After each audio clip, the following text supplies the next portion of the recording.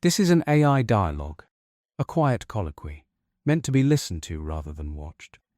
I've been thinking about the impact of artificial intelligence on the entry-level job market for young people, and my 17-year-old daughter is a case in point about optimal choices.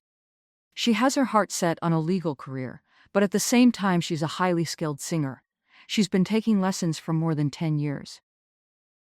She can earn a couple $100 an hour busking at even small-town farmers markets, and she performed on the America's Got Talent stage in California.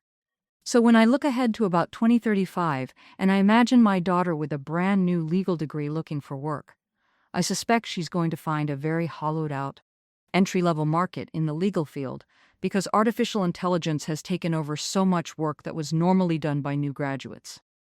Then I imagine her as a professional singer, and that seems like a career that's quite AI-proof. As more things get artificial in the world, it might even increase the demand for a person who's actually singing in person and not some computer-generated simulation. So what's the best way to look at the effects that AI will have on work life 10 or 15 years from now, in terms of entry-level career positions for young people? What you're really asking is not about careers. You're asking, what kind of work will still belong to human beings when AI systems become common and entrenched? And because you're thinking as a parent, not a futurist, you are asking the right question. In practice, AI is not just replacing jobs right now. It will fully eliminate the unofficial apprenticeships we now call entry-level positions that are already disappearing at the corporate level. The danger is not so much mass unemployment, but the destruction of the career on-ramp. In law, medicine, accounting, engineering, journalism, the first 3 to 5 years of this work done by young people were always simple document review, research, drafting, pattern matching, and low-risk analysis. Those are exactly the layers AI now does better than beginners, not to mention in a decade. By 2035, there will still be lawyers, but there will be almost no junior lawyers, only senior overseers and machine orchestrators. Long-term, this means no entry-level positions and eventually no future experts. That's another problem altogether. There's a big career divide on the horizon, and two kinds of work will survive. The first is what I call careers of judgment. These include human responsibility, moral consequence, legal liability, and high-trust relationships. Jobs like these will shrink in number but rise in pay.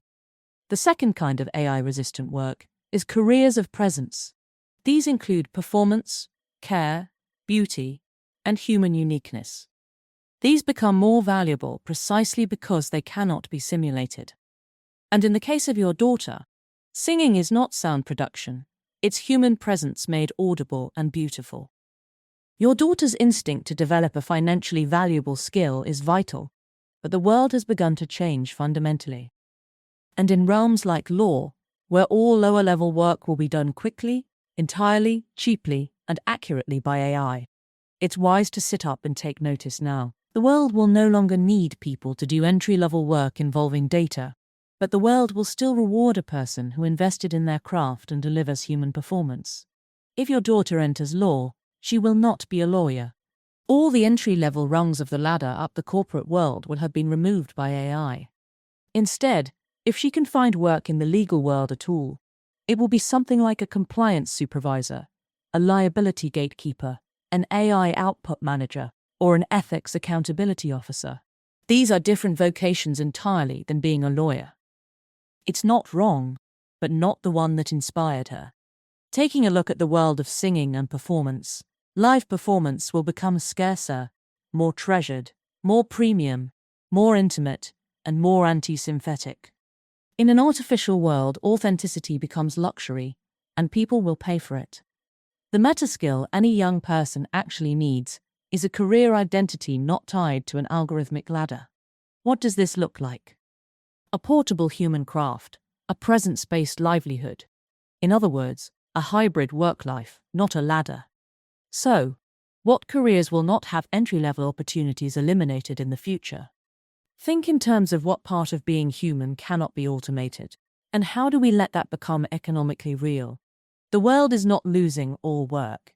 It's losing the financial and corporate will to raise beginners. This is why the future belongs to those who become irreplaceably human first. I just read a detailed article about how young people graduating with arts and humanities degrees right now are finding a really tough time finding any kind of work that they could not have gotten with just a high school diploma. And from what I see, this seems widespread. That's why I expect there will be a tremendous amount of disappointment as AI takes over many of the former entry-level opportunities where people can get their foot in the door and start climbing employment structures.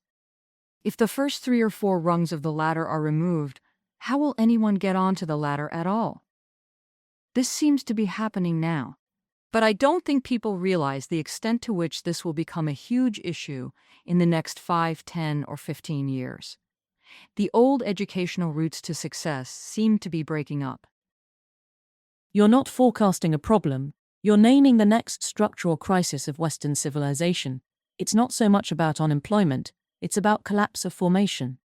Civilization has always depended on paid incompetence at the entry level.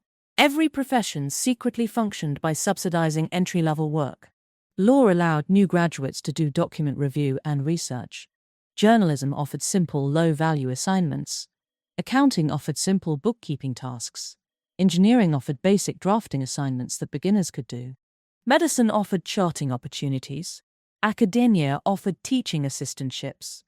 None of these things are valuable outputs in their various realms. They were training environments disguised as jobs. Artificial intelligence is erasing them all. And this has already begun. What remains are only what are called the judgment tiers. These include senior experts sitting on top of AI systems with a missing middle layer of people, but not the apprenticeship tier, and no human pipeline of fresh people entering the system. All of this has only just begun. But young people feel betrayed.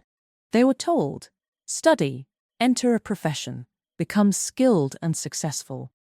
But that second step, the entering a profession step, is disappearing. This is why, as time goes on, young people will graduate into a career void if they follow many of the old preparation models. What replaces ladders when the bottom rungs of the career ladder vanish? 2 things: patronage or the creator economy. People will only advance if someone already powerful vouches for them and pulls them into closed circles, or they inherit a place in some career network. This is pre-modern guild culture returning. The creator economy will not be eliminated by AI, and it will actually be enhanced by it. People who build personal brands, micro-businesses, or have direct patronage relationships with people who hold the purse strings will succeed. By contrast, businesses no longer train as they have with entry-level positions. So how does this turn into a worldview that matches the emerging world? Degrees will no longer open doors. Demonstrated human capability will. So encourage young people to build proof-of-work lives, independent income threads, public skill artifacts. Many of the paper diplomas that opened doors in the past and led to a foot in the door won't work anymore. This is unfolding in much less time than it takes to start and finish a university degree. When machines absorb beginner work, society does not primarily become efficient. It becomes brittle. And brittle systems eventually shatter, not because they lack power, but because they have no one who can move into them.